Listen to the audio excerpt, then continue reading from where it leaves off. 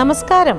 Bhima jewels മനസ്സിലൊരു മഴവില്ലിൽ ഇന്ന് നമ്മളുടെ കൂടെ നമുക്ക് വളരെ സുപരിചിതയായ ടെലിവിഷനിൽ കൂടി വർഷങ്ങളോളം നമ്മൾ കണ്ടുകൊണ്ടിരുന്ന നല്ലൊരു ടെലിവിഷൻ അവതാരകയും എഴുത്തുകാരിയും അഭിനേത്രിയും എന്ന് വേണ്ട ഇങ്ങനെ നിരവധി വിശേഷങ്ങളുള്ള ഒരു വ്യക്തിയാണ് രഞ്ജിനി മേനോനും ഭർത്താവ് രാജഗോപാല മേനോനും. പിന്നെ ഒരു വലിയ കവയത്രിയും കൂടിയുണ്ട് എൻ്റെ മുമ്പിൽ, അമ്മു എന്ന മാളവിക. നമസ്കാരം. എന്തുണ്ട് രഞ്ജിനി വിശേഷം? സത്യം പറഞ്ഞാലേ ഞാനിങ്ങനെ എക്സൈറ്റഡ് ആയിട്ട് ഇരിക്കുവാണ്. ചേച്ചി ഇങ്ങനെ മുന്നിൽ ഇരുന്ന് സംസാരിക്കുന്നു പ്രേക്ഷകരുടെ മുന്നിൽ എന്ന് പറയുന്നത് തന്നെ great honour for us, great honour for me. അതല്ലേ സന്തോഷം. Thank you. അപ്പം ഞാൻ പറഞ്ഞു തന്ന പോലെ പറഞ്ഞു, സന്തോഷം. അല്ല ഞാൻ സത്യം പറഞ്ഞതാ. ഞാനിവിടെ വന്നിരിക്കുന്നവരോടൊക്കെ ആദ്യം പറയും, എന്നെ കുറച്ച് പുകഴ്ത്തിക്കോളൂ. അല്ല ഞാൻ സത്യം പറയാൻ വയ്യല്ലോ, എന്തൊരു കഷ്ടമാണിത്. പറയൂ, എന്തുണ്ട് വിശേഷം? സുഖമായിരിക്കുന്നു. ഇപ്പൊ എന്ത് ചെയ്യുന്നു? ഇപ്പൊ ചെയ്യുന്നത്, ഏറ്റവും കൂടുതൽ ചെയ്യുന്നത് അതിഥി സേവയാണ്. ഞങ്ങൾ വയനാട് കൽപ്പറ്റയ്ക്ക് അടുത്തൊരു സ്ഥലത്ത് നമ്മളൊരു ഫാം സ്റ്റേ നടത്തുന്നുണ്ട്.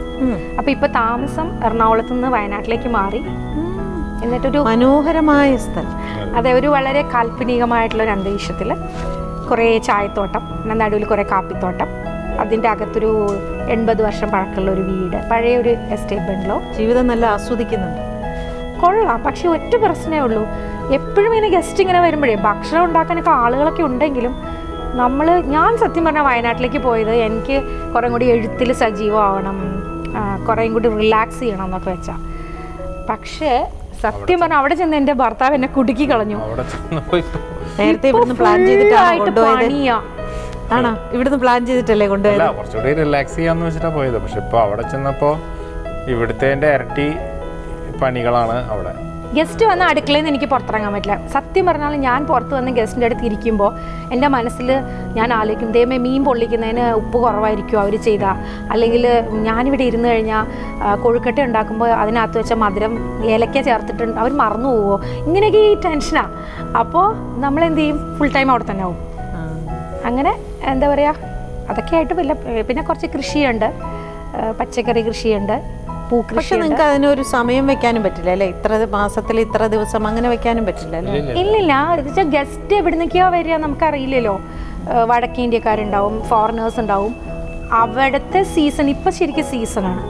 അപ്പോൾ അവിടെ തണുപ്പുള്ളപ്പോൾ ഇവിടെയും തണുപ്പാണ് നമുക്ക്, എങ്കിലും ഈ സമയത്ത് സീസൺ കൂടുതലാണ്. അപ്പോൾ ഈ മാസം ഞങ്ങൾ പറയാം, ഇപ്പം കുറച്ച് ഗസ്റ്റ് ഇനി കുറയ്ക്കാം എന്ന് പറഞ്ഞാൽ നടക്കുമോ? അപ്പോൾ അതൊക്കെ അഡ്ജസ്റ്റ് ചെയ്യുക അവരുടെ ഇഷ്ടത്തിന്. അതിഥി സേവ തന്നെ. അപ്പൊ ജീവിത ആസ്വാദനം കുറയില്ലേ? അല്ല, നമ്മള് ആസ്വദിക്കുന്നതാണല്ലോ. അല്ല ഒരു കാര്യം, എന്നാൽ ഇതിങ്ങനെ നമ്മൾ ജോലി ചെയ്തുകൊണ്ടിരിക്കുമ്പോൾ എല്ലാ ദിവസവും ഗസ്റ്റ് എന്നല്ല പറയണത്, ഒരാഴ്ചയിലുണ്ട് ഒരു 4 ദിവസം 3 ദിവസം. അതെന്താണെന്നറിയോ, രാജഗോപാലിന് അവിടെ ഇരുന്ന് ഡയലോഗ് വിട്ടാൽ മതി, ഇതിന്റെ ഉത്തരവാദിത്തം സമ്മതിക്കുന്നുണ്ട്. നമുക്ക് അത് പറ്റില്ലല്ലോ. പിന്നെ അവരുടെ മുന്നിൽ വെച്ച് ഇദ്ദേഹം എന്നോട് നല്ല വാക്കൊക്കെ പറയും എന്നെ പറ്റി. അപ്പൊ പിന്നെ നമുക്കത് കുറയ്ക്കാനും പറ്റില്ല. രഞ്ജിനി നന്നായിട്ട് ഭക്ഷണം പാകം ചെയ്യുന്ന പറഞ്ഞാല് അപ്പൊ അത് കാണിച്ച് തെളിയിച്ചു കൊടുക്കണ്ടേ? രഞ്ജിനിക്ക് ഒരു 50 തരം സാലഡ് അറിയാം കേട്ടോ എന്ന് സായിപ്പിനോട് പറഞ്ഞാൽ ഞാൻ കുറഞ്ഞത് 2 സാലഡെങ്കിലും ഉണ്ടാക്കി കൊടുക്കാതെ പറ്റും. അപ്പൊ ഇങ്ങനെ ഒരു ഇൻട്രസ്റ്റ് വന്നത് എങ്ങനെയാണ് ഇതിലേക്ക്? അങ്ങനെ വന്ന് എത്തിപ്പെട്ടതാണോ അതോ? അല്ല, ഇത് കുറച്ച് കാലം മുമ്പ് തന്നെ കുറച്ച് പരിസ്ഥിതി പ്രവർത്തനവും അങ്ങനെയൊക്കെ ഉണ്ട്. അപ്പോൾ ഞാൻ നമ്മളെ ചുറ്റുപാടുകളെ കുറിച്ച് ഇങ്ങനെ ചിന്തിക്കുമ്പോൾ നമ്മളായിട്ട് എന്തെങ്കിലും ആ ഏരിയയിൽ ചെയ്യണം എന്നുള്ളൊരു ചിന്ത വന്നു. അപ്പോൾ ദിവസം ഇരുന്ന് ഭക്ഷണം കഴിക്കുമ്പോൾ ഈ ഭക്ഷണത്തിൻ്റെ പുറകിലുള്ളൊരു കഥയെപ്പറ്റി ആലോചിച്ചപ്പോൾ വൈ കാണ്ട് വി ഡു, നമുക്ക് ചെയ്തുകൂടെയെന്ന്. ആക്ച്വലി എന്താ ചെയ്യുന്നത് ഇപ്പോൾ? കുറച്ച് ബിസിനസ് ഒക്കെ ചെയ്തിട്ടുണ്ടായിരുന്നു. എവിടുന്ന് കിട്ടിയതിന്? ഇതിങ്ങനെ വന്ന് രഞ്ജിനിയെ ഫാദറിനെ എനിക്കറിയായിരുന്നു. നേരത്തെ ഞങ്ങൾ ഒറ്റപ്പാലം സ്വദേശം, എൻ്റെ നാട് ഒറ്റപ്പാലത്താണ്. ഞാൻ പഠിച്ചതൊക്കെ തൃശ്ശൂരായിരുന്നു. പിന്നെ എറണാകുളത്ത് വന്ന് സെറ്റിൽ ചെയ്തു. അപ്പോൾ അതിനു മുമ്പ് തന്നെ ആ സമയത്ത് എറണാകുളത്ത് വന്ന സമയത്തൊക്കെ എങ്ങനെ സൗഹൃദമുണ്ടായി? അല്ല അത് പച്ചയ്ക്ക് പറയാം, ഞങ്ങൾ നല്ല സുഹൃത്തുക്കളായിരുന്നു. പിന്നെ എപ്പോഴോ ആ സൗഹൃദത്തിൽ ഫാമിലി ഡിഫറെന്റ് ഫീൽഡിലല്ലേ നിങ്ങൾ? അതെ അതെ. അല്ല ഞാൻ പറഞ്ഞില്ലേ, അച്ഛനുമായിട്ടുള്ള ഒരു സൗഹൃദം ഉണ്ടായിരുന്നല്ലോ, അതിൽ നിന്ന് എനിക്ക് പരിചയം ഉണ്ടായിരുന്നു. പിന്നെ ഞങ്ങൾ സുഹൃത്തുക്കളായി, സത്യമാണത്. പക്ഷെ ആ സൗഹൃദമുള്ള സമയത്തൊക്കെ ഞാൻ രാജഗോപാലിന് വേറെ കുട്ടികളെ കല്യാണം ആലോചിച്ചിട്ടുണ്ട്. ഞാൻ കല്യാണം ആലോചിച്ചത് ഇത്രേ ഉള്ളൂ, നല്ലൊരു വ്യക്തി, എനിക്ക് ഇഷ്ടപ്പെട്ട പേഴ്സണാലിറ്റി. ഇപ്പം നമ്മൾ ചേച്ചി സ്ത്രീകൾക്ക് മനസ്സിലൊരു സങ്കല്പം ഉണ്ടാവുള്ളൂ, പുരുഷന്മാർ ഇങ്ങനെ ആയിരിക്കണം സ്ത്രീകളോട് ഇടപെടേണ്ടത്. എന്നെ പൊതുവെ അഹങ്കാരിയായിട്ടാണല്ലോ മലയാളികൾ കാണുന്നത്. അങ്ങനെയുണ്ടോ? രഞ്ജിനിക്ക് അങ്ങനെ എനിക്കുണ്ട്, ചേച്ചിക്കുണ്ടെന്ന് അറിയാം. പക്ഷെ അങ്ങനെ ഒരു സാഹചര്യത്തിൽ എനിക്ക് എൻ്റെ കാഴ്ചപ്പാടിലുള്ളൊരു പുരുഷൻ എന്നെയല്ല, ഇനി വേറൊരു പെൺകുട്ടിയാണെങ്കിലും കല്യാണം കഴിക്കുമ്പോൾ ഇങ്ങനെ ആയിരിക്കണം ഹസ്ബൻഡ് എന്നൊക്കെയുള്ള ഒരു എൻ്റെ ഒരു മനസ്സിലൊരു ഐഡിയ ഉണ്ടായിരുന്നു. അപ്പോൾ എനിക്ക് ഏറ്റവും ഇഷ്ടപ്പെട്ട എൻ്റെ വീട്ടിലെ ഒരു കസിൻ, ഒരു പെൺകുട്ടിക്ക് ഞാൻ കല്യാണം ആലോചിച്ചു. പക്ഷേ എന്തുകൊണ്ടോ ഇദ്ദേഹം ആ പെൺകുട്ടിയെ കാണാനും പോയില്ല. ഫോട്ടോ ഒക്കെ കണ്ടിട്ട് പറഞ്ഞു കൊള്ളാം, നല്ല കുട്ടി എന്നൊക്കെ പറഞ്ഞു. ജാതകമൊക്കെ നോക്കി, ഇവർ നോക്കിക്കോട്ടെ എന്ന് വിചാരിച്ചു. അതും വലിയ കുഴപ്പമില്ല എന്ന് പറഞ്ഞു. പിന്നെ ആ കുട്ടിക്ക് നല്ല ഉയരമുണ്ട്, എനിക്കാണെങ്കിൽ 5 അടി 2 ഇഞ്ച്, ഇദ്ദേഹമാണെങ്കിൽ 6 അടി 2 ഇഞ്ച്. അപ്പം നമ്മൾ അതിനെപ്പറ്റി ചിന്തിക്കില്ലല്ലോ. അങ്ങനെ ആലോചിച്ചിട്ടൊന്നും ഇദ്ദേഹം പോയി കാണുന്നുമില്ല, ഒന്നും ശരിയാവുന്നുമില്ല. പിന്നെ നമ്മൾ ഓർക്കുന്നുണ്ടോ, ഒരു ICICI ബാങ്കിൽ ഒരു ദിവസം ഒരു പെണ്ണ് കാണാൻ പോയത്? ആർക്കൊക്കെയോ വേണ്ടി, അല്ല ഞങ്ങൾ സുഹൃത്തുക്കളാവുമല്ലോ. നമ്മളൊരു പെണ്ണിനെ കണ്ട രാജഗോപാലിന് അത് പറ്റുമോ അങ്ങനെയൊക്കെ ചോദിക്കും. അങ്ങനെ നോക്കി ഒന്നും അങ്ങ്, ഇദ്ദേഹം എന്തായിരുന്നു ഉദ്ദേശം എന്ന് എനിക്കറിയില്ല, വേണമെങ്കിൽ ചേച്ചി ചോദിച്ചു, അതിലേക്ക് വരാം. പക്ഷെ അവസാനം വന്നിട്ട് ഒരു ദിവസം എന്നോട് പറഞ്ഞു, ആ കുട്ടിയെ പോലെയല്ല, നിന്നെപ്പോലത്തെ ഒരു കുട്ടിയാണെങ്കിൽ ഞാൻ കല്യാണം കഴിക്കാം. അപ്പം ഞാനും പെട്ടെന്ന് എടുത്തടിച്ച് ഞാൻ പറഞ്ഞു, എന്നെ പോലെ ഞാൻ മാത്രമേ ഉള്ളൂ അല്ലേ? തീർച്ചയായിട്ടും. ഇനി പുള്ളിയോട് ചോദിച്ചു നോക്കെ എന്തായിരുന്നു സത്യം എന്ന്. അല്ല, ഇത് മനസ്സിലുണ്ടായിരുന്നോണ്ട് തന്നെയാണോ? ഒന്നും വേണ്ട അങ്ങനെയൊന്നുമില്ല കേട്ടോ, വിട്ടുപറയില്ല. ചില ഇപ്പൊ നമ്മള് തലവിധി എന്നൊക്കെ പറയില്ലേ, അപ്പൊ ചില ഇതായിരിക്കും. പക്ഷെ ഇപ്പൊ സന്തുഷ്ടനാണ്.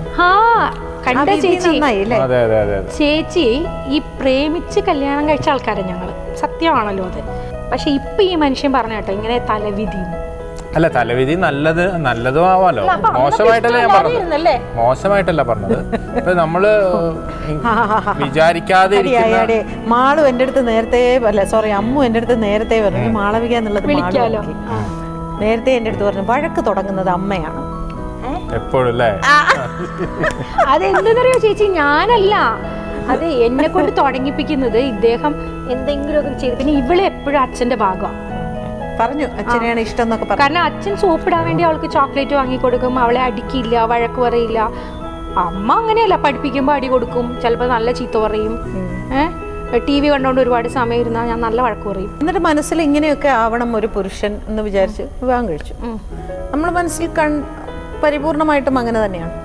അല്ല, കുറച്ചൊക്കെ നമുക്ക് കുറെ വിട്ടുവീഴ്ചകളൊക്കെ നമ്മൾ. ചേച്ചി, നമ്മൾ പ്രണയിക്കുന്ന സമയത്ത് വളരെ റൊമാൻറ്റിക് ആയിരിക്കും, നമ്മൾ കാൽപ്പനികമായിട്ടുള്ള കാഴ്ചകളായിരിക്കും നമ്മൾ കാണുന്നതും കേൾക്കുന്നതും. പക്ഷേ നമുക്കറിയാലോ, റിയാലിറ്റിയിലേക്ക് വരുമ്പോൾ നമ്മൾ ഉദ്ദേശിക്കുന്ന എല്ലാം അങ്ങ് പെർഫെക്റ്റ് ആയി കഴിഞ്ഞാൽ പിന്നെ നമ്മൾ എവിടെയാണ് ജീവിക്കുന്നത്? ലോകത്തിലൊന്നും അല്ല. അതെ. അപ്പോൾ കുറച്ച് നമ്മൾ ഉദ്ദേശിക്കുന്ന ഇങ്ങനെയൊക്കെ കുറേ ക്വാളിറ്റീസ്, എനിക്കിഷ്ടമുള്ള കുറേ ആറ്റിറ്റ്യൂഡ്, ലൈഫിനോടുള്ള ആറ്റിറ്റ്യൂഡ്, അപ്രോച്ച്, സ്ത്രീകളോടുള്ള അപ്രോച്ച്, ഇതൊക്കെ എനിക്കിഷ്ടമാണ്. പക്ഷെ ഇപ്പോൾ ഇദ്ദേഹം നല്ലൊരു പാട്ടുകാരനാവണമെന്ന് ഞാൻ ആഗ്രഹിച്ചിട്ട് വല്ല കാര്യമാണ്? ഒരു കാര്യമില്ല, പാടില്ല. അപ്പോൾ പിന്നെ ഞാൻ ആഗ്രഹിച്ചിട്ടും കാര്യമില്ല. പാട്ടുകാരനും കൂടി ആയിരുന്നെങ്കിലോ എന്ന് ആലോചിക്കുമ്പോൾ അപ്പോൾ രഞ്ജിനിക്ക് എഴുത്തിനോട് നല്ല വാസനയുണ്ട് അല്ലേ? ഉണ്ടോ? എഴുത്തുണ്ട്. എന്താണെന്നറിയോ, ലവ് ലെറ്റർ പോലും എഴുതിയിട്ടില്ല. എനിക്ക് ആകെ വായിക്കുന്നത് മലയാളം, ഇംഗ്ലീഷ് പത്രങ്ങൾ. അല്ലെങ്കിൽ രഞ്ജിനി ഒന്ന് ആലോചിച്ചു, രഞ്ജിനിക്ക് ഒരു ലവ് ലെറ്റർ തരുന്ന ഒരാളെ രഞ്ജിനി ഇഷ്ടപ്പെടുമോ? ഇല്ല അല്ലേ? ഈ മനസ്സിൽ നിന്നെപ്പോലൊരു പെണ്ണിനെയാണ് എന്ന് പറഞ്ഞില്ലേ, എന്നിട്ട് അവസാനം അങ്ങനെ തന്നെയാണോ? അതെ അതെ. അല്ല, പേടിച്ചു പോയി കേട്ടാ, പേടിച്ചു പോയി. അല്ല, രഞ്ജിനിയെ പോലെ എന്നല്ല പറഞ്ഞത്, രഞ്ജിനിയുടെ ക്വാളിറ്റീസ് ഒക്കെ നമ്മൾ ഇഷ്ടപ്പെടുന്ന ക്വാളിറ്റി. നമ്മുടെ ജീവിതത്തെ കുറച്ചുകൂടെ അടുത്ത് കഴിയുമ്പോഴല്ലേ നമുക്ക്. അല്ല, ചില സമയത്ത് നമുക്ക് സഹിക്കാൻ വയ്യാത്ത അവസരങ്ങളൊക്കെ വരും. പിന്നെ നമ്മൾ ക്ഷമിക്കുക എന്നൊക്കെ പറഞ്ഞ, ആരെങ്കിലും ദൈവത്തെ മനസ്സിൽ വിചാരിച്ച എന്റെ കൺട്രോൾ ദൈവങ്ങളെ. രാജുപാൽ എന്നു വെച്ചാൽ രാജുപാൽ പെട്ടെന്ന് ദേഷ്യം വരും. എനിക്ക് ദേഷ്യം വരില്ലേ? എനിക്ക് വരും, പക്ഷെ ഇപ്പൊ കുറച്ച് കുറവാന്ന് തോന്നുന്നു പണ്ടത്തെക്കാളും. പണ്ടൊക്കെ എനിക്ക് പെട്ടെന്ന് ദേഷ്യം വരും, ഞാനങ്ങ് ബേസ്റ്റ് ഔട്ട് ചെയ്ത് പിന്നെ കൺട്രോളേ ഇല്ലായിരുന്നു. പക്ഷെ ഇപ്പം ഞാൻ കുറേയും കൂടി സോബറായി, കുറേയും കൂടി മെലോ ഡൗൺ ചെയ്തു എന്നൊക്കെ എനിക്ക് തോന്നുന്നു. ഞാൻ കാരണമായിരിക്കാം അല്ലേ? ഞാൻ ഒരു കാര്യം ചോദിക്കട്ടെ, ടു ബി ഫ്രാങ്ക്, നമ്മളൊരു ലൈഫിൽ നമുക്ക് ഒരു എക്സ്പീരിയൻസ് ഉണ്ടായിട്ട് രണ്ടാമത് നമ്മളൊരു ലൈഫിലേക്ക് പോകുമ്പോൾ നമ്മൾ കുറേ കാര്യങ്ങൾ നമ്മുടെ ഭാഗത്ത് നിന്ന് ഉണ്ടായ തെറ്റുകളാണെങ്കിൽ നമ്മളത് തിരുത്താൻ അങ്ങനെ ഒരു തീർച്ചയായിട്ടും അല്ലേ? ശരിക്കും ഞാൻ കോളേജിൽ പഠിക്കുന്ന കാലത്തൊക്കെ ഇപ്പോൾ നമുക്കറിയാം പഴയ സുഹൃത്തുക്കൾക്കൊക്കെ ഇപ്പോൾ പ്രശസ്തരായ ചില ആളുകളൊക്കെ അന്ന് ഞങ്ങൾ ഒന്നിച്ച് പഠിച്ചവരൊക്കെ. ഉദാഹരണത്തിന് ദിലീപൊക്കെ ഈയിടയ്ക്ക് എന്നോട് ചോദിച്ചു, നീ എങ്ങനെ ഇത്രയും അടങ്ങിയതെന്ന്. എന്ന് പറഞ്ഞാൽ ഞാൻ ആ പഠിക്കുന്ന സ്ഥലത്തൊക്കെ അങ്ങനത്തെ ഡാഷിങ് എന്ന് പറഞ്ഞാൽ വാക്കിൻ്റെ എല്ലാ അർത്ഥത്തിലും അങ്ങനെ എന്താ പറയുക, ഇപ്പോൾ പുതിയ ജനറേഷൻ്റെ വാക്ക് അടിച്ചുപൊളി എന്ന് പറഞ്ഞാൽ കുഴപ്പങ്ങളല്ല. എനിക്ക് തോന്നുന്നു ഞാൻ ഈ 7 വർഷം PG ചെയ്യുന്നവരെയും ആകെക്കൂടി കേരളത്തിന് പുറത്ത് പോയ ശേഷം ഒരു സിനിമ തിയേറ്ററിൽ പോയി ഫ്രണ്ട്സിൻ്റെ കൂടെ കാണുന്നത്. അങ്ങനത്തെ അടിച്ചുപൊളിയല്ലേ. പക്ഷേ കോളേജിനകത്തും ഒക്കെ ഭയങ്കര ഡാഷിങ് ആയിട്ടുള്ള കുട്ടിയായിരുന്നു. ധൈര്യം. ഒരു ആൺകുട്ടി എൻ്റെ അടുത്ത് എന്തെങ്കിലും പറഞ്ഞ് ഇഷ്ടപ്പെട്ടില്ലെങ്കിൽ ഒരു വേണ്ടാത്തൊരു വർത്തമാനം പറഞ്ഞാൽ എനിക്കൊരു മടിയിലായിരുന്നു തിരിച്ചൊരെണ്ണം കൊടുക്കാൻ. ഞാൻ കൊടുത്തിട്ടുമുണ്ട്. അപ്പോൾ അങ്ങനെയുള്ള പെൺകുട്ടിയാവുമ്പോൾ ഉള്ള ചില പ്രശ്നങ്ങളുണ്ടല്ലോ, അതിൽ നിന്നൊക്കെ ഞാൻ ലൈഫ് കുറേയും കൂടി മുന്നോട്ട് പോയപ്പോൾ എന്താ പറയുക, അങ്ങനെ അടിക്കേണ്ടി വന്നാൽ അടിക്കാതെ തന്നെ അതിനെ എങ്ങനെ സോൾവ് ചെയ്യാമെന്ന് ചിന്തിക്കാനുള്ള ഒരു മാറ്റം വന്നിട്ടുണ്ട്. അത് നല്ലതാണോ എനിക്കറിയില്ല. ഇത് ഉദാഹരണം ഇപ്പോൾ എനിക്കറിയാം, എൻ്റെ മൂത്ത മകൻ, അവൻ 9ാം ക്ലാസ്സിലായിരുന്നു, വന്നിട്ടില്ല. അപ്പോൾ അവൻ ആദിത്യ ഉണ്ടായ സമയത്ത് എനിക്ക് അവനെ നോക്കുന്ന തന്നെ ദേഷ്യമായിരുന്നു. അന്ന് ഏജ് അത്രയില്ല. അപ്പോൾ വാശിയും, എന്തൊരു കഷ്ടമായി കുട്ടി കിടന്ന് ഉറങ്ങാത്ത എന്താ രാത്രി, എപ്പം നോക്കിയാലും ഇനി വിശപ്പം, അങ്ങനെയൊക്കെ വാശിയും ദേഷ്യമൊക്കെ ആയിരുന്നു. പക്ഷെ അമ്മ ഉണ്ടായ സമയത്ത് ആ സമയത്ത് എൻ്റെ അച്ഛൻ സുഖമില്ലാതിരിക്കുക. അപ്പോൾ ആരും അമ്മയ്ക്ക് അച്ഛനെ നോക്കണം. ഇദ്ദേഹത്തിൻ്റെ അച്ഛനും അമ്മയും നല്ല പ്രായമുള്ളവരാണ്. അപ്പോൾ എനിക്ക് സത്യം പറഞ്ഞാൽ അമ്മൂനെ നോക്കുന്ന സമയത്ത് കുറേയും കൂടി ഞാൻ അത്ര വാശിയും ദേഷ്യമൊന്നും ഇല്ലാതെയും ക്ഷമയോടുകൂടി കാര്യങ്ങൾ കാണാനും. അപ്പോൾ നമ്മളെ അനുഭവങ്ങളാണെന്ന് തോന്നുന്നു നമ്മളെങ്ങനെയൊക്കെ ആക്കി മാറ്റുന്നത് അല്ലേ? തീർച്ചയായിട്ടും. കവയിത്രി എന്ത് പറയുന്നു? എത്ര കവിതകൾ എഴുതിയിപ്പോ? എന്നെ നോക്കിയിട്ടില്ല അമ്മു. എത്ര ബുക്ക് എഴുതി? ഇപ്പോൾ ആദ്യത്തെ പുസ്തകത്തിൽ 12 കവിതകളായിരുന്നു. രണ്ടാമത്തെ പുസ്തകം ഇറങ്ങാൻ പോകുന്നു, അതിൽ 15 കവിതകളുണ്ട്. പിന്നെ കുറേയൊക്കെ വിട്ടുപോയിട്ടുണ്ട്. ഈ പറഞ്ഞ അതേ സിറ്റുവേഷനാണ്. ചിലപ്പോൾ ഞാൻ അത്യാവശ്യമായിട്ടൊരു പണി ചെയ്യണതിൻ്റെ ഇടയിലായിരിക്കും അവൾ വന്നിട്ട് മലയാളം എഴുതാൻ പഠിച്ചു തുടങ്ങുന്നേ ഉള്ളൂ ഇപ്പോൾ. അപ്പോൾ പണ്ടൊക്കെ ഇവൾ കവിത ഇങ്ങനെ ചൊല്ലി വരുമ്പോൾ ഞാൻ ചിലപ്പോൾ തിരക്കിലാണെങ്കിൽ ഞാൻ ശ്രദ്ധിക്കുന്നില്ല. എൻ്റെ കുറ്റമാണ് ഒരു അമ്മ എന്നുള്ള നിലയ്ക്ക്. പക്ഷേ അവൾ ചിലപ്പോൾ അത് വിട്ടുപോകും. എനിക്ക് ഓർമ്മയുണ്ട് ഒരു കവിത, അമ്മ ഓർമ്മയില്ലേ? എഴുതാത്ത പേജുകൾ എന്ന് ചൊല്ലു. അത് എഴുതാത്ത പേജുകൾ എഴുതുമ്പോൾ എപ്പോഴും കവിതയായി മാറുന്നു. പറയാത്ത വാക്കുകൾ പറയുമ്പോൾ എപ്പോഴും സ്നേഹമായി തീരുന്നു. ഈ കവിത 2 വരി ബാക്കി ഉണ്ടായിരുന്നു, പക്ഷെ അവളും മറന്നുപോയി, ഞാൻ ശ്രദ്ധിച്ചുമില്ല. എത്ര വയസ്സുള്ളപ്പോഴാണ് മോൾക്ക് ഇങ്ങനെ ഒരു ടാലന്റ് ഉണ്ടെന്ന് മനസ്സിലാവുന്നത്? ഒരു 2.5 വയസ്സൊക്കെ ആണോ? ഞാനല്ല ഇത് സത്യത്തിൽ കണ്ടുപിടിച്ചത്. നമ്മളും അന്ന് ഇങ്ങനെ ഓരോ തിരക്കുകളൊക്കെ ആകുമ്പോൾ നമ്മുടെ കുട്ടികൾ ഇങ്ങനൊരു സ്കില്ലുള്ള നമ്മൾ തിരിച്ചറിയില്ലല്ലോ. അപ്പോൾ എന്നോട് ആദ്യം പറഞ്ഞ വ്യക്തികളിൽ ഒരാൾ ലോഹിയേട്ടനായിരുന്നു, ലോഹിതദാസ്. എന്തോ ഇവൾ പറഞ്ഞത് ഞാൻ എടുത്തു പറഞ്ഞപ്പോൾ ലോഹിയേട്ടൻ എന്നോട് പറഞ്ഞു, നീ ശ്രദ്ധിച്ചോ അവൾ പറച്ചിലൊക്കെ ഒരു താളവും ഒരു കവിതയുണ്ട്, നീ അത് എഴുതി വെക്കണ്ടോ എന്ന് ചോദിച്ചു. ഞാൻ പറഞ്ഞു, എന്താ ലോഹിയേട്ടി പറയുന്നത്, തമാശ പറയണം. അപ്പോൾ പറഞ്ഞു, അല്ല കുട്ടി, നീ ശ്രദ്ധിക്കണം അവൾ പറയുന്നത്. അതേപോലെ തന്നെ RK ദാമോദരൻ നമ്മളായിട്ട് നല്ല ബന്ധം. അപ്പോൾ RK ഇങ്ങനെ കാണുമ്പോഴൊക്കെ ഇവളോട് എന്തെങ്കിലും സംസാരിക്കും. അപ്പോൾ അവളിങ്ങനെ കൊഞ്ചി പറയുന്ന കാര്യങ്ങൾ എന്നോട് പറഞ്ഞു, രഞ്ജിനി ഇവൾ പറയുന്നതൊക്കെ കവിതയാണ് കുട്ടിയെന്ന്. അപ്പോഴാണ് ഞാനും ശ്രദ്ധിച്ചത്. അങ്ങനെയാണ്. പിന്നെ പക്ഷെ മോൾക്കും അറിയുന്നില്ല അത്. ഇല്ല അവൾക്കും അറിയില്ല. അവളിങ്ങനെ ഓരോന്ന് കാണുമ്പോൾ നമ്മളോട് പറയുന്നത് ഒരു എന്താ പറയുക, ഒരു താളാത്മകമായിട്ടാണ് എനിക്ക് പലപ്പോഴും. ആ സമയത്ത് നിങ്ങളിങ്ങനെ ഇങ്ങനെ നമ്മളിപ്പോ യാത്ര ചെയ്യുമ്പോഴായിരിക്കും, ചിലപ്പോൾ കാറിൽ ഒരു ദിവസം വണ്ടി നിർത്തി 2.5 വയസ്സുള്ളപ്പോൾ ഒരു ഭക്ഷണം കഴിക്കാൻ ഞങ്ങളന്ന് പൊള്ളാച്ചിക്ക് പോവുക. ഒരു ദിവസം പോകുമ്പോൾ പെട്ടെന്ന് വണ്ടി നിർത്തിയിട്ട് ഭക്ഷണം ഒന്നും കിട്ടാനില്ല. അപ്പോൾ ഞാൻ ഇദ്ദേഹത്തോട് ഒരു കട്ടൻ ചായയെങ്കിലും നമുക്ക് കുടിക്കാം, ഒരു തട്ടുകടയുടെ അവിടെ നിന്ന്. അപ്പോൾ ഇവൾക്ക് ബിരിയാണി ഇഷ്ടമാണ്. അപ്പോൾ തട്ടുകടയിൽ ചായ അല്ലാതെ ഒന്നുമില്ല, പൊറോട്ടയും ചായ മാത്രമേ ഉള്ളൂ. അപ്പോൾ ഇവളവിടെ നിന്നിട്ട് എന്നോട് പറഞ്ഞു, അമ്മേ ബിരിയാണി തിന്നാൻ കൊതിയായി പറഞ്ഞു. അപ്പം ഞാൻ ചോദിച്ചു, അമ്മൂട്ടി ബിരിയാണി കഴിച്ചിട്ട് തിന്നിട്ട് ബിരിയാണി, അപ്പോൾ അവൾ സങ്കല്പിക്കുക കഴിച്ചതായിട്ട്. എന്നിട്ട് പറഞ്ഞു ബിരിയാണി തിന്നിട്ട് മതിയായി. അതിലൊരു റൈമില്ലേ? അപ്പോൾ ഇതേപോലെ സംസാരത്തിലാണ് ഇങ്ങനെ വരുന്നത്, അറിയാതെ ഇങ്ങനെ സ്പോണ്ടേനിയസ് ആയിട്ട് ഇങ്ങനെ വരുന്നതാണ്. ഇപ്പൊ അഭിനയം ഉണ്ട് അല്ലേ? ഏത് പടത്തിലാണ് ഇപ്പൊ അഭിനയിച്ചത്?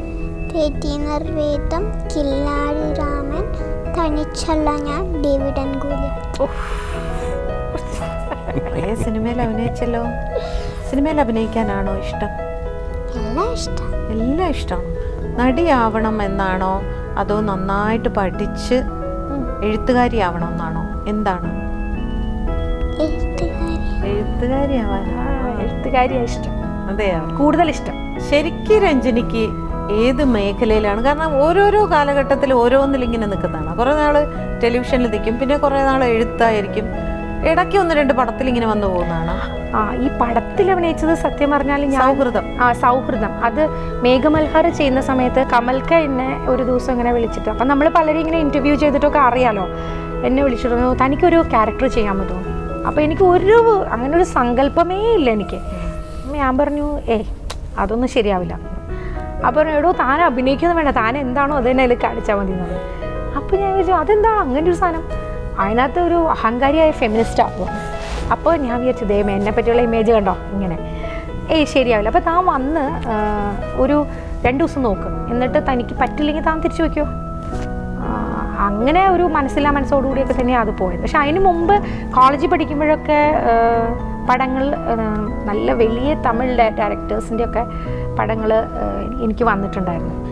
പക്ഷേ അന്ന് അമ്മയ്ക്കൊന്നും അതിനോട് യാതൊരു ഇൻട്രസ്റ്റും ഇല്ലായിരുന്നു. ടെലിവിഷനിൽ വരുന്നതിന് അച്ഛനും അമ്മയ്ക്കും പ്രശ്നമൊന്നും? അയ്യോ അന്ന് പ്രശ്നമൊക്കെ ആയിരുന്നു. ഇപ്പം അച്ഛനും അമ്മയും ഇത് കാണുന്നുണ്ടാവും. അവർക്ക് സത്യം പറയണത് എന്താ, സ്ത്രീകൾക്ക് വേണ്ടി എന്തെങ്കിലും ചെയ്യണം. അതിനാദ്യമായിട്ടുണ്ടായ ഒരു പ്ലാറ്റ്ഫോം എന്നുള്ള രീതിയിൽ ദൃശ്യമാധ്യമ ലോകത്ത് അങ്ങനെ ചെയ്യാൻ പറ്റിയാൽ മനസ്സിൽ ഞാൻ വിചാരിച്ചു അതൊരു നല്ല കാര്യമായിരിക്കുമല്ലോ, അപ്പം ഞാൻ എന്തെങ്കിലും ചെയ്യണം. അങ്ങനെ ഒരിക്കലും പ്രതീക്ഷിച്ചിട്ടില്ല. ഞാൻ പഠിച്ചത് സാമ്പത്തിക ശാസ്ത്രവും സൈക്കോളജിയുമാണ്. പിന്നെ പഠിപ്പിക്കാൻ വേണ്ടി BEd ചെയ്തത് ഇംഗ്ലീഷിലും സോഷ്യൽ സയൻസിലാണ്. ഒരിക്കലും ടെലിവിഷൻ എന്ന് പറയുന്നത് എൻ്റെ സങ്കല്പത്തിലേ വന്നിട്ടില്ല. പക്ഷേ നമ്മളുടെ തലവിധി നേരത്തെ പറഞ്ഞ പോലെ. ആലോചിച്ച് നോക്കുമ്പോൾ രണ്ടുപേരുടെയും ടേസ്റ്റും എൻ്റർലി ഡിഫറെൻ്റ് തന്നെയാണ് അല്ലേ? പക്ഷേ ലൈഫിനെ വളരെ റൊമാൻറ്റിക്കായിട്ട് കാണുന്ന ഒരാളാണ് ഞാൻ. ഇദ്ദേഹവുമാണ് ആ ഒരു ഏരിയയിലാണ് പ്രണയത്തിൻ്റെ അതായിരിക്കും. പിന്നെ ഒരു വ്യക്തിയെ റെസ്പെക്ട് ചെയ്യാൻ അറിയുന്നത് ഒരു വലിയ വെരി വെരി വെരി ഇമ്പോർട്ടൻറ്റ്. അതാണ് ഏറ്റവും വലിയ ക്വാളിറ്റി എന്ന് പറയുന്നത്. ബാക്കിയെല്ലാം ചിലപ്പോൾ നമുക്ക് ഓരോരോ മൂഡും ഇതൊക്കെ അനുസരിച്ച്, മറ്റേ അങ്ങനെയല്ല. എന്ത് കാര്യത്തിനും ഒരു സ്ത്രീക്ക് പുരുഷനെ റെസ്പെക്ട് ചെയ്യാൻ സാധിക്കുക. രഞ്ജിനിയുടെ ഇതിൽ നിന്ന് കൊണ്ട് നോക്കുകയാണെങ്കിൽ രഞ്ജിനിയുടെ കഴിവുകളെ നമ്മൾ റെസ്പെക്ട് ചെയ്യണം. കാരണം വെച്ചാൽ ലോകം മുഴുവൻ ചില മലയാളികൾ കുറച്ച് പേരെങ്കിലും രഞ്ജിനെ റെസ്പെക്ട് ചെയ്യുമ്പോൾ ഞാൻ ഭർത്താവായി പോയി എന്ന് ആയതുകൊണ്ട് റെസ്പെക്ട് ചെയ്യാതിരിക്കരുതല്ലോ. മാത്രമല്ല വ്യക്തി എന്നുള്ള രീതിയിൽ മാത്രമല്ല എപ്പോഴും നിങ്ങൾ റെസ്പെക്ട് ചെയ്താൽ മാത്രമേ മറ്റുള്ളവർ റെസ്പെക്ട് ചെയ്യൂ അല്ലേ? തീർച്ചയായിട്ടും. നമ്മുടെ വീട്ടിലെ വ്യക്തിക്ക് നമ്മളാണ് ആദ്യം കൊടുക്കുന്നത്.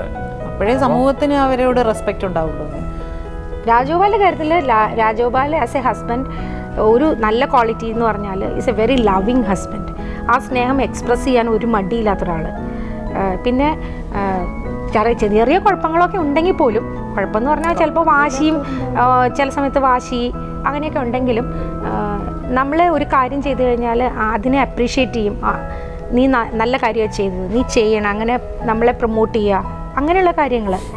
പിന്നെ ഞാൻ എക്സ്പെക്റ്റ് ചെയ്യുന്ന തരത്തിലുള്ള എന്നോടുള്ള അപ്രോച്ച്. എനിക്ക് ചില കാര്യങ്ങൾ ചിലപ്പോൾ ഉള്ളിൽ വാശിയായിട്ട് ഞാൻ വിചാരിക്കും ഇത് ഞാൻ ചെയ്യില്ല, പക്ഷേ എന്നെ കുറേ പ്രാവശ്യം പറഞ്ഞാൽ ഞാനത് ചെയ്യും കേട്ടോ.